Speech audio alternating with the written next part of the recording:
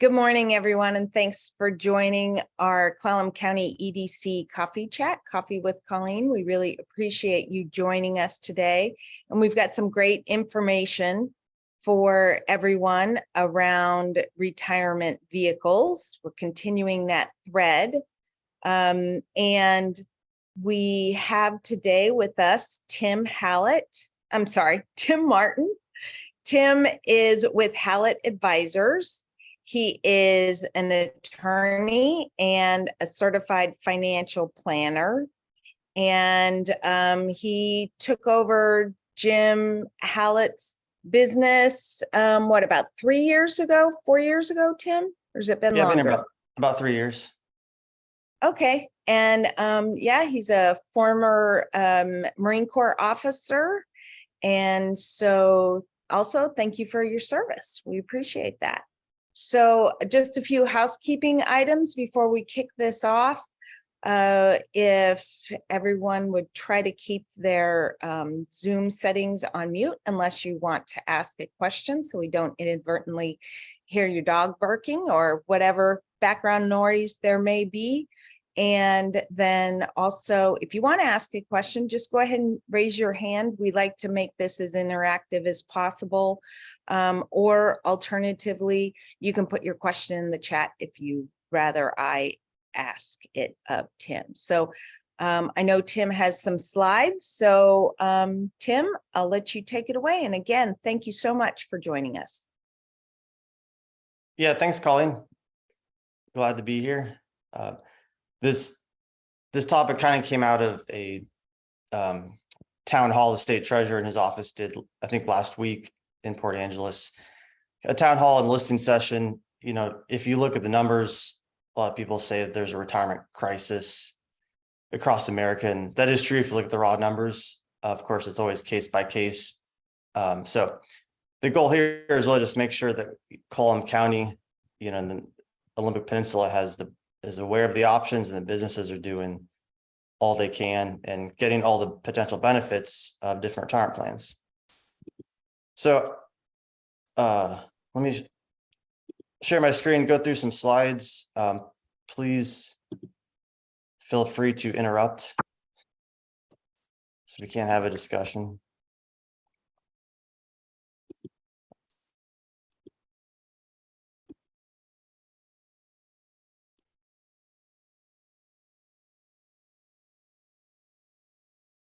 I apologize here. My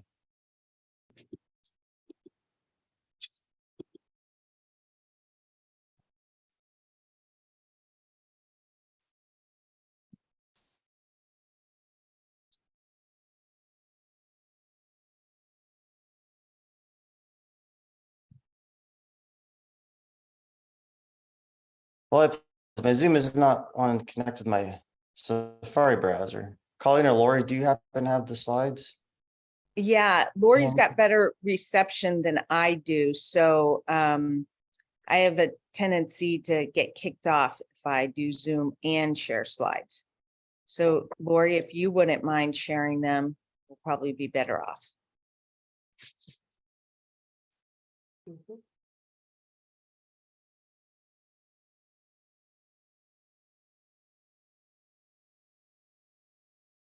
You almost there? I'm opening it right now. Sorry, I didn't have it Okay. up yet. It's thinking. All right. Thank you. I apologize. I updated my version of Zoom, but for some reason, I guess I haven't shared my screen before on this laptop. Oh.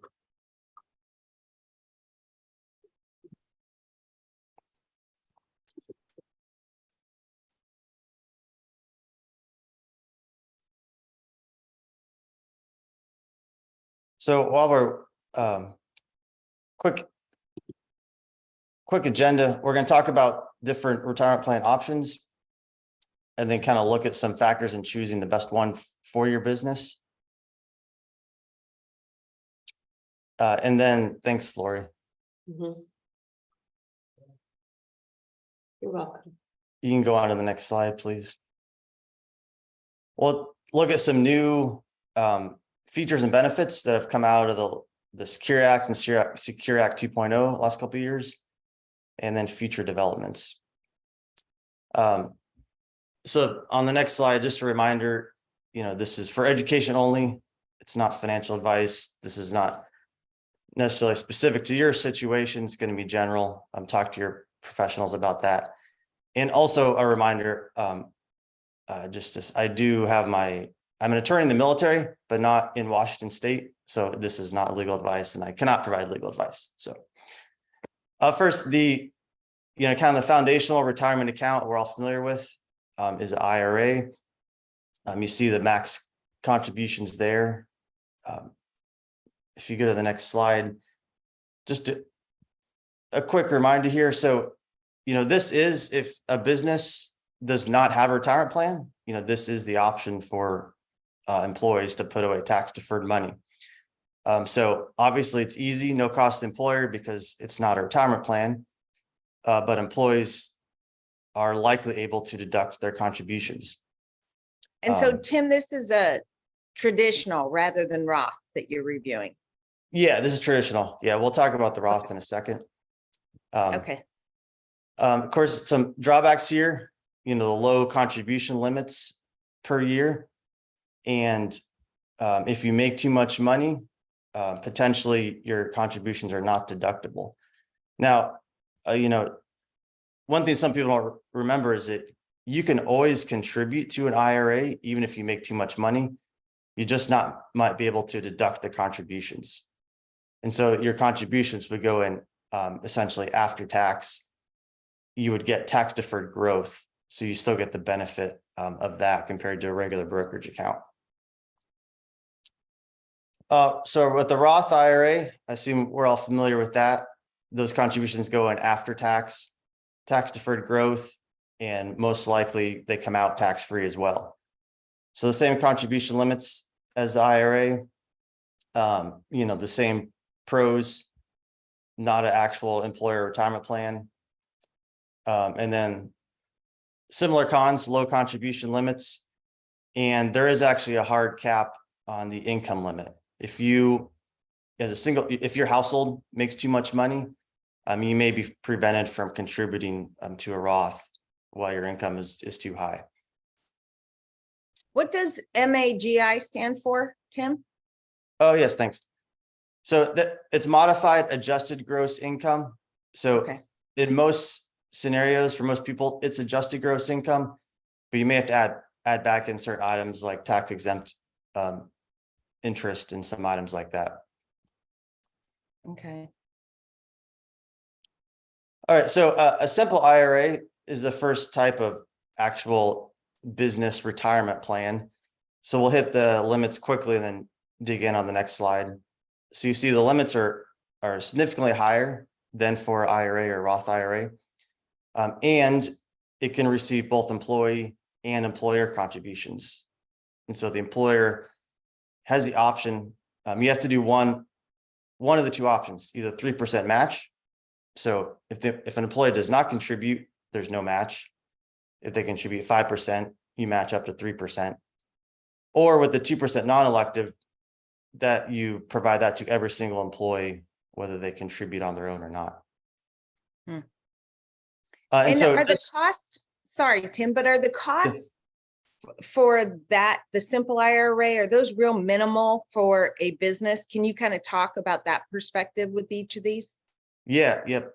Absolutely. So so the second bullet point there under the pro, minimal or no cost for advisor. So you go through some sort of advisor or custodian to set this up. And really, if you look at the title, it's savings incentive match plan for employees, typically called a simple IRA plan. So it has two components. The employer has to set up a plan, but then each employee has their own IRA account. So if you have 7 employees, there would be 7 different IRA accounts. And so most likely any fees to the custodian and or advisor will just come out of the employee accounts, either through an advisory fee, if an advisor offers ongoing advice, or trading costs, or even just a quarterly or annual administrative fee.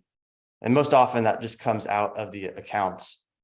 So the employer potentially has no hard cost for setting this up besides some administrative effort. So Tim, if I remember this correctly, at the traditional IRA, you put the money in immediately and it's tax exempt when you put it in. And then when it comes out, you would pay taxes on that money, that the initial investment at that point when you're retired. Whereas a Roth, it's the opposite. You pay the taxes first and then before you put it in, and then everything grows tax-free. Is that right? That's correct. Okay, so a simple IRA, which of those is it similar to? Most likely it's going to be the traditional pre-tax IRA.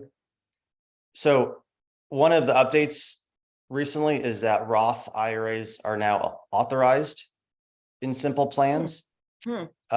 However, it's each custodian where you set up this plan really needs to implement that first logistically and administratively. So that's coming down the road. But currently, these are all pre-tax IRAs.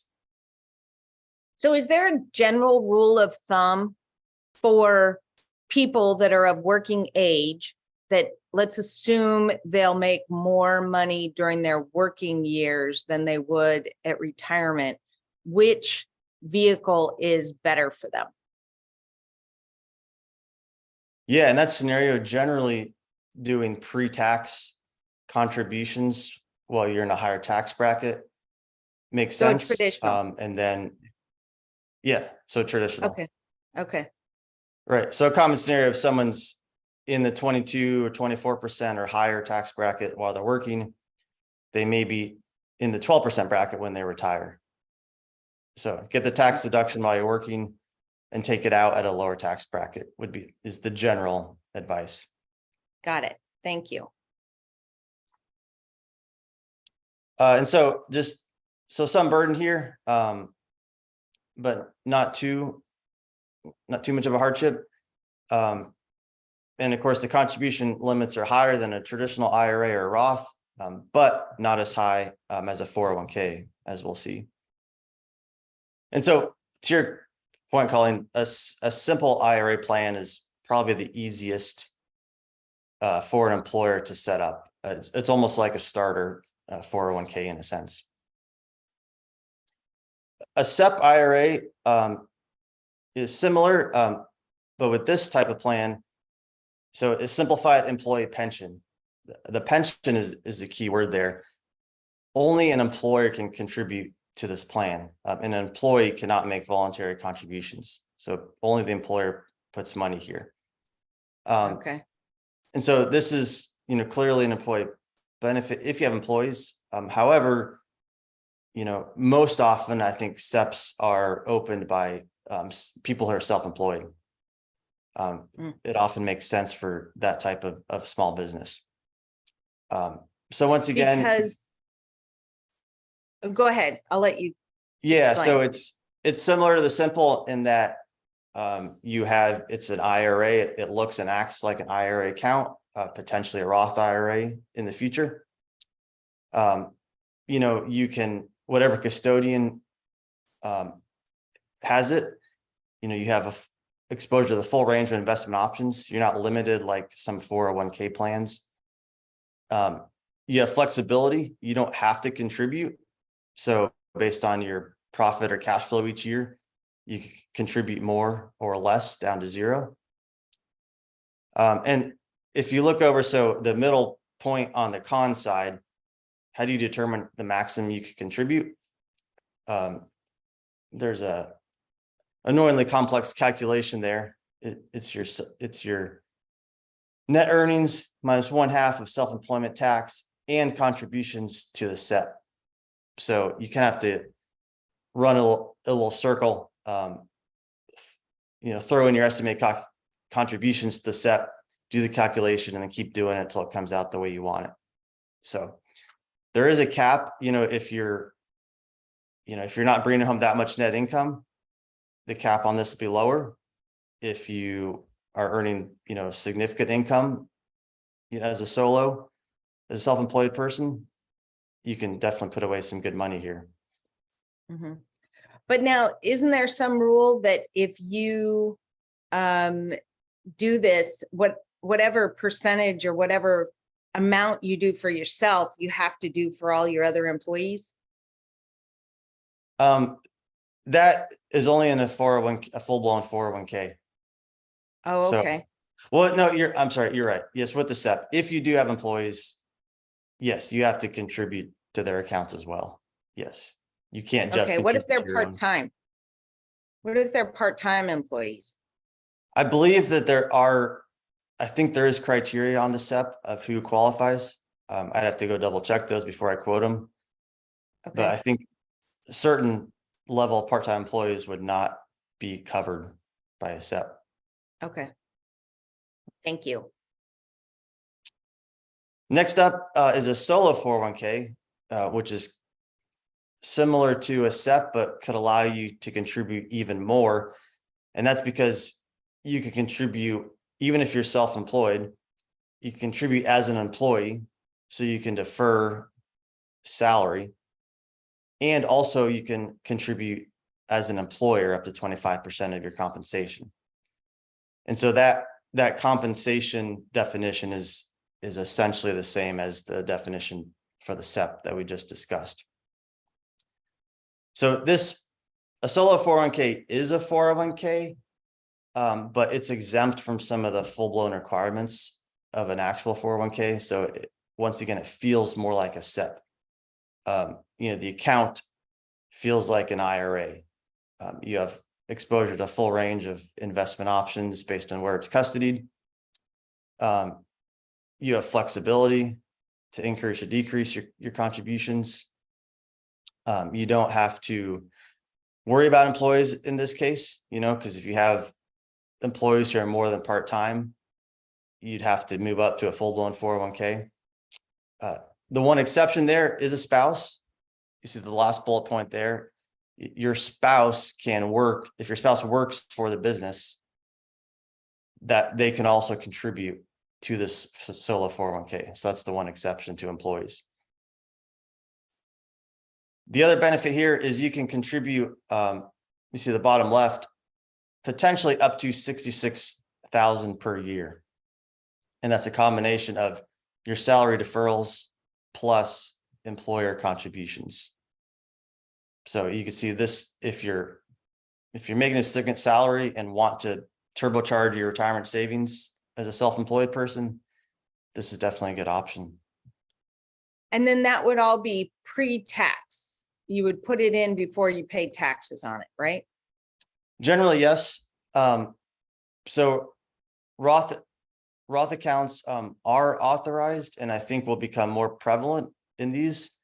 But once again, it goes back to the custodian where you have this account. Adding Roth sub accounts to a solo 401k adds complexity, potentially adds cost, and so they're just not available. You can find them. Some specialty custodians allow it, but mainstream custodians for the most part don't. But I think they will. Roth sub accounts are becoming more prevalent going forward for sure. Okay. Tim, for the investment options, if you didn't want to look at investment options, but you just wanted to keep it like in a liquid money market account, what are those rates currently at?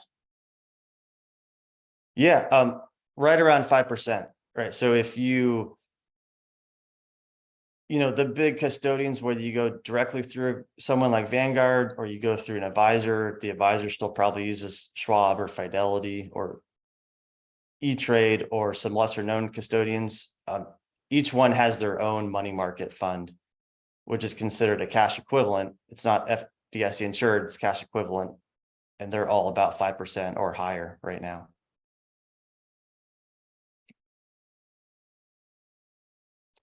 So next, finally, we get to the regular full-blown 401k. The maxes here are the same as for the solo. I just want to point out in the middle there, to get up to that 6,000 or even higher if you're over 50 and can do catch-up contributions. The 401k introduces a third type of sub-account. You can have pre-tax account, a Roth account, and an after-tax account. And after tax, like it sounds, the money goes in after tax. You get tax deferred growth. The basis of what you contribute comes out tax free. Any earnings on that though is taxable.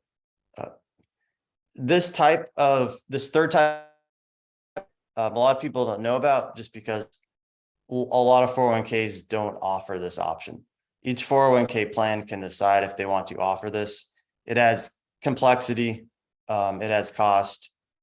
They calculate if they made fair contributions for each employee. It adds complexity there. But if an employer offers this, or you're thinking about starting a 401k for small business and you really want to turbocharge your savings, this option is out there. Hey, Tim, So- is there a general rule of thumb based on the costs associated with the 401k plan that you need to have at least X amount of employees before you would generally recommend this route over, say, an SEP or simple IRA? Yeah, good question.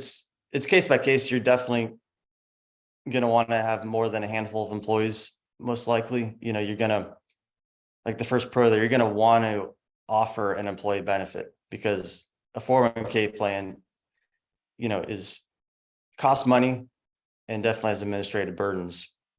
So, you know, I think you need two things. You have a significant number of employees. You want to offer an employee benefit. And the third issue is you personally, as the business owner, wants to be able to save as much as possible as well. So you really need all three of those for it to make sense. So when you say several employees, 5 or 10? You know, if you're talking Depends. 5 or 10, lower wage employees, probably not gonna make sense. If it's a group of professionals or highly paid trades people, and people are earning enough that they all want to contribute 20,000 or more per year, then it would make more sense than if you have employees who may only contribute a couple thousand per year. Got it. And so Thank once you. again, on the costs are often shared between the employer and the employee. With a 401k, the employer is definitely gonna be paying, especially upfront costs and annual administrative costs. However, they can decide to shift some of that burden to employees. Once again, as long as the service providers get their fee, they don't care if it comes out of the employee accounts or if the employer essentially, just cuts a check directly to the service provider. And partly the fees are higher here because 401k plans are subject to ERISA, the Employer Retirement Security Act. So employers have a fiduciary duty, which means there's a little more risk. You can be sued by employees if they don't think the plan is run properly. So you're going to need both what's called a third-party administrator, which is really kind of the legal compliance folks who make sure your plan is set up and follows all the rules. And then you're probably going to want an investment advisor as well to share some of that fiduciary duty on the investment side. Mm-hmm. What are And typical fees? It's not, you don't have to go find. So 2 questions. Is there a third-party administrator in Clallam or Jefferson counties? And then secondly, can you give us a range of what the fees are to set up and then annually from a third-party administrator? Yeah, so generally the service providers are going to find your own custodian, your own third-party administrator, you go to an advisor. Generally, you'll go to an advisor, or you'll reach out to, Vanguard or Schwab or Fidelity, and those services will be bundled. They'll have a third-party administrator that they work with already. So essentially, if you have an advisor you trust, you would work with them. If the account, some 401k plans are going to be too big for certain advisors, and then you would be referred to, a larger custodian, a larger service provider who could service your plan. So the startup costs are going to be a few thousand up to maybe 10 or 15,000. And then annual costs anywhere from, a couple thousand up to maybe 10,000 per year. Got it. Thank you. Yeah. And so this slide is just, a quick snapshot of what type of business might be best for which type of retirement plan. So just kind of a summary. Obviously, if you're small business, if you're, startup, you're not done much profit yet, you can't afford to have a plan. So employees can do their own IRA or Roth IRA. If you want to start offering some sort of, employee retirement benefit, a simple IRA plan, is probably the best way to go. It's the cheapest and easiest way to start up some sort of retirement benefit for employees. The SEP IRA plan, as we discussed, it's most often utilized by self-employed people who are able to save a good chunk of money, or maybe have a few employees, who they're not coming and going, they're long-term employees.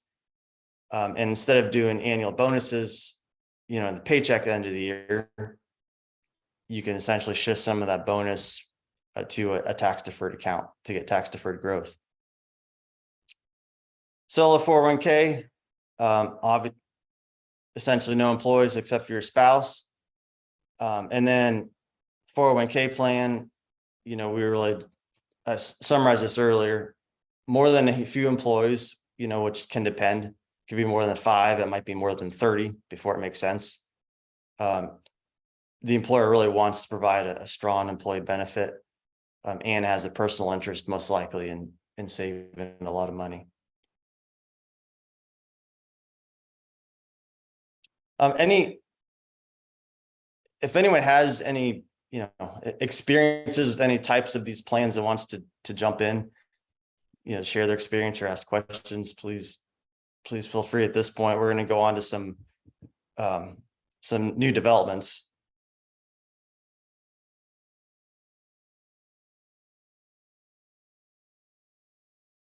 Yeah, I just know when I ran a business, we had a 401k plan, and it was really burdensome. It was very expensive. I think this was early 2000s, but almost $20,000 to set up back then. And yeah, it was, we didn't have enough employees, I think, to justify all the expense that was associated with it. And I in our team was the person that took care of things. But I see, Sharon, you turned your camera on. Is there anything you wanted to share? I just wanted to say that almost everyone is short of money at retirement if you look at where you are today compared with where you want to be and how long you're going to live and how medical services are going to extend our life. So the more you can sock away, the better you are, no matter where it is. Yeah, and that's some of the new features and benefits coming out of the Secure Act 2.0 are, trying to create more behavioral incentives for people to save. So, one of those is now starting next year, an employer can make matching contributions based on an employee's qualified and student loan payments. So, say the match, if an employee was contributing to a regular 401k account, say the match would result in $2,000 per year match. if they make 2,000 student loan payments, the employer can put 2,000 in the 401k plan for that employee, even if they don't contribute directly to the 401k plan. So there are likely still regulations to come out on this. And then once those come out, as I've said before, this all gets filtered through the TPAs and the custodians who run these plans. Custodians have to make sure they're in compliance, which is a benefit to, advisors and employers. The custodians really set the parameters to make sure that we all stay within the bounds of IRS regulations. So more to come on this. It's not required to be added to a 401k, but it's a feature that's authorized starting next year. So Tim, all of these contributions on behalf of the employees are pre-tax, right? Pre-tax to the employee, pre-payroll tax and pre-employee. Yes. So also starting next year, so far up to date, yes, pre-tax contributions for matching funds. Starting next year, employers have the option of making matching contributions to Roth accounts within 401ks. So in the future, employer could choose, or employees an option to choose whether it's pre-tax or Roth. Another kind of employee benefit, financial wellness benefit, is the option of emergency savings account. So this is essentially a sub account within a 401k plan. You see employees can contribute up to $2,500. It's Roth money, so there's no tax issues when it comes out. And similar to the student loan payments, an employer can make matching contributions based on the emergency savings account contributions. And once again, we'll have to see how this plays out. It's authorized starting next year, but not required. So we'll kind of see what cost and complexity it adds and how quickly 401k plans add that. So as we just mentioned, Roth accounts are becoming more prevalent. And in fact, you see starting next year, basically for higher earners, higher W-2 employees, if your wages from that employer over 145,000, any catch-up contributions have to be made to a Roth. And so just a reminder, I kind of skipped this earlier, catch-up contributions are the additional contribution you can make if you're age 50 or older. So with a 401k plan, if you're under 50, you can contribute up to $22,500 per year. If you're 50 or over, you can contribute up to $30,000 per year. So that difference is the catch-up contribution. In practice, what this means is all 401k plans within the next year or two will now have Roth options. So this really is a benefit to everyone who, any employee who has a 401k. If you don't have a Roth option currently, you most likely will within the next year or so. And of course, the purpose there, this is really a revenue generating law. You pay taxes before money goes into a Roth account. So the government gets tax revenue sooner rather than later, which makes the budget look better. So that's ultimately why this is going into effect. Okay, and then we said SEPs and Simples can have Roth next year. Tax credit. So, we'll start in the middle here. Don't start a 401k just because of the tax credits. As Colleen said, it can be costly and burdensome. But if you've thought about it, if you think it might be a good fit for your business, obviously this is a pretty good motivation. You can see the numbers there. Credit, you can potentially get a full credit for startup costs, credit for adding auto enrollment, a credit for your employer contributions for the first 5 years for some of them. And an interesting one here that potentially applies, up here with the Coast Guard. If you basically let military spouses have immediate eligibility and immediate vesting, So they don't lose money by moving every 2 or 3 years. There's a new credit for that as well. So if you add these up, it's definitely some real dollars that can benefit your business if a 401k is appropriate.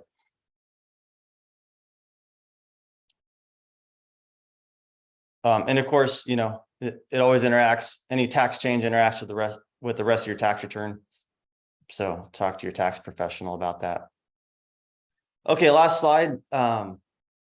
Just looking ahead, this kind of loops back to the beginning, the listing session town hall we had with the state treasurer. Additionally, we had Secure Act 2.0 about 2 years later. So this is definitely on Congress's mind as well. Going forward, essentially new 401k plans will have to have automatic enrollment. It's kind of awkward. It doesn't have to be in effect until 2025, but it's required for new plans starting next year. Catch-up contributions for employees 60 to 63 will increase. Another option for an employer is what's called a pooled employer plan. So those were authorized a few years ago in the Secure Act. They haven't been widely adopted, partly because it was unclear how much fiduciary duty how it was split between the employer and the third party pooled provider. Secure Act 2.0 clarified that a little bit. So more pooled plan providers may appear. And so these may become better options, but like anything, need to do due diligence to make sure the plan fits the needs and you understand what fiduciary duty you still have as the employer. Starter 401k plans are authorized next year. I don't expect wide adoption of these. I mean, they would be relatively easy, but if you're going to start one of these, it makes sense just to start a simple IRA, because a simple IRA plan has higher contribution limits than these starter plans would have. And then just looking forward, it's probably more likely not at some point down the road, Washington will implement some sort of statewide program similar to Oregon Saves. And so the highlights there, that it may require all businesses or all businesses over a certain size to either offer their own retirement plan or utilize the state plan. There'd probably be automatic enrollment with opt-out. And then in Oregon's case, it's an IRA for each employee, but they keep it with them when they move jobs. So it's more portable than a 401k. So easier to take your money with you if you change jobs frequently. So no details on that, obviously, but just something to be aware of down the road. Yeah. Tim, can you talk a little bit more about the Oregon Saves, if it looks like that's the most likely path that Washington State would take? And is that one of those where, a employee could contribute just $5 a month? I think, yeah, I have to be honest, I haven't dug that far into the details, but yeah, most likely there'd be a minimum that employees would be able to contribute. So yes, most likely, less than 100 a month. So it's a low burden for them to start putting something away. I think there's probably some required matching up to a percentage. I think the state either manages the investments or has a limited menu of investment options, which is like a 401k, which is like a 529 plan. Each 529, call it savings plan, has options that the state approves of. Or maybe even, that the Washington State retirement system, SERS and TRS and LEF, the state pension board runs that potential that this auto enrollment IRA would just plug into those investment options as well. Okay.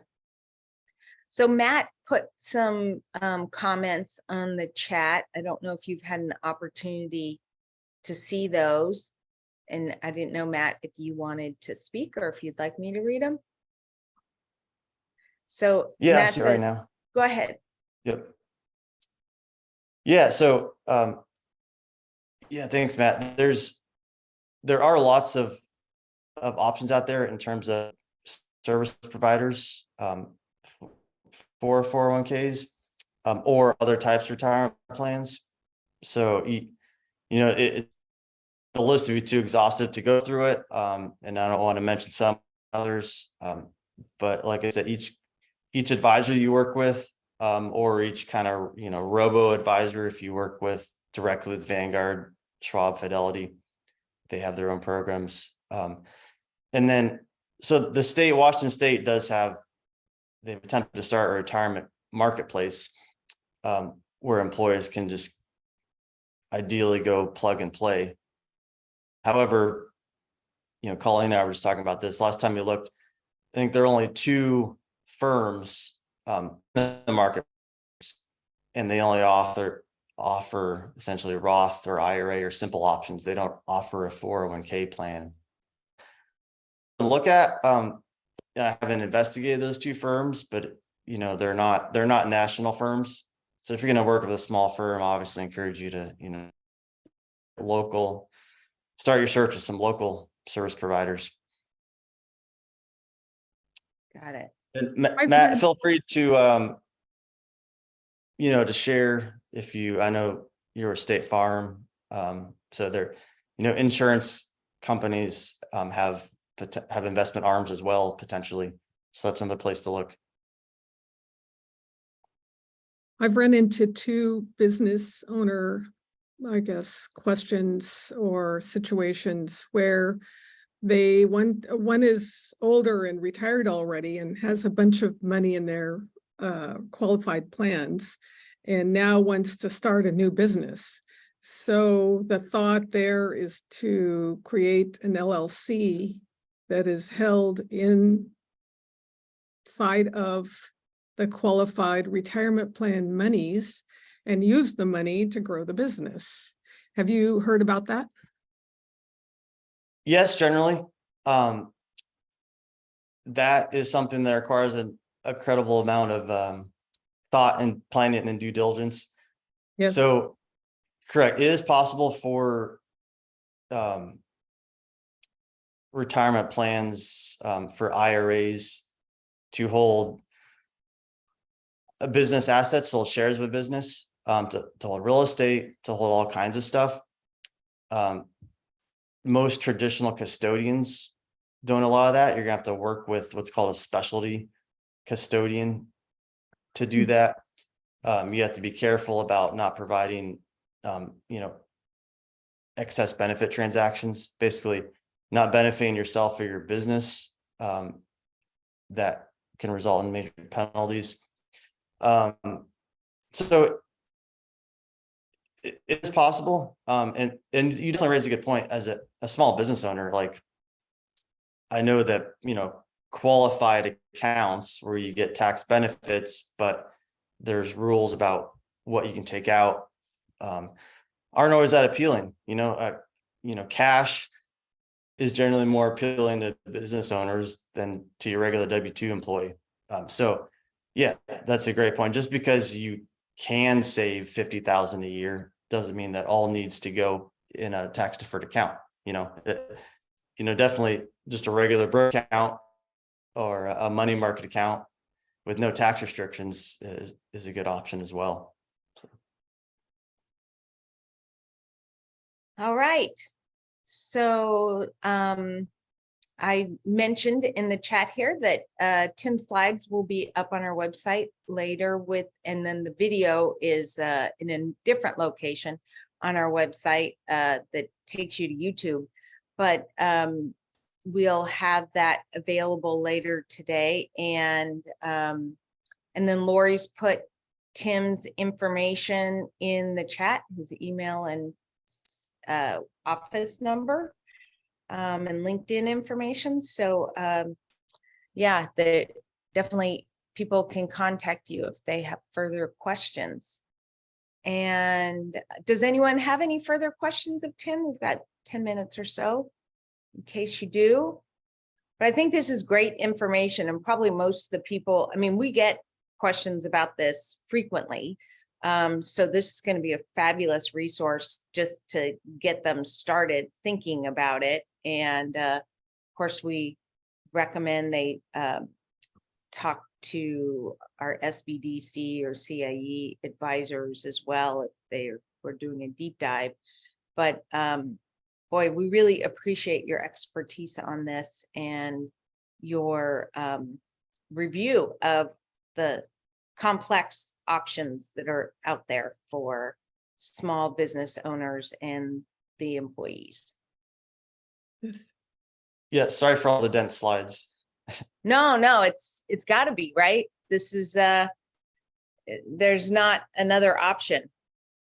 But so does anyone have any final questions for Tim? If not, I think we will call it a morning. And again, Tim's contact information is in the chat for you if you want to reach out to him. And again, thank you so much, Tim. We really appreciate your expertise and your time doing this today. Thank you.